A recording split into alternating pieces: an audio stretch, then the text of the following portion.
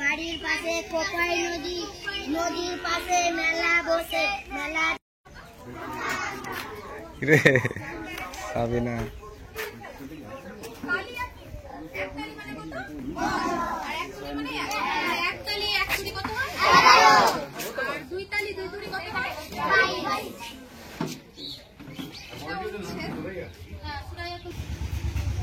সব ওই একই মাদ্রাসা সব। হ্যাঁ, গ্রামের নাম কি? গাঙ্গাড্ডা। ওটাও গাঙ্গাড্ডা ছিল। হ্যাঁ হ্যাঁ, ওটা না, এর আগেটা স্থানীয়টাও গাঙ্গাড্ডা। তার আগে ছিল ফুলশহরী। রাতে আকাশে চাঁদ দাদার সঙ্গে বাগানে বেড়াচ্ছিল। বাগানে ফুটেছিল রং বেরঙের ফুল। তাদের উপর অনেক প্রজাপতি ঘুরে ঘুরে উড়ে বেড়াচ্ছিল। সীমা রঙিন ফুলগুলি ছুঁয়ে দেখার জন্য এগিয়ে গেল। অমনি সব প্রজাপতি উড়ে গেল। সীমা আশ্চর্য হয়ে উঠল।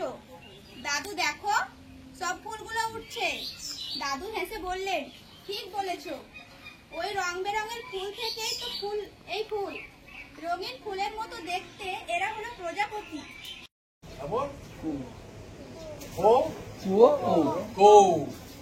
এইভাবে পড়বে, বুঝেছো? হ্যাঁ, কারণ তারপর এটার গন্ডগোলটা কি হবে জানো তো? ওরা যখন গল্প পড়তে দেবে, ওই বানান করে পড়তে যাবে, তারপর কিছু বুঝবে না। ওই সম্পূর্ণ অক্ষরটাকে ওকে একভাবে তো পড়তে হবে, মাথায় দাগ কাটবে না। যতক্ষণ না চাচা বলছে ততক্ষণ তোর মাথায় ওটা রেজিস্টার করবে না, বুঝেছো?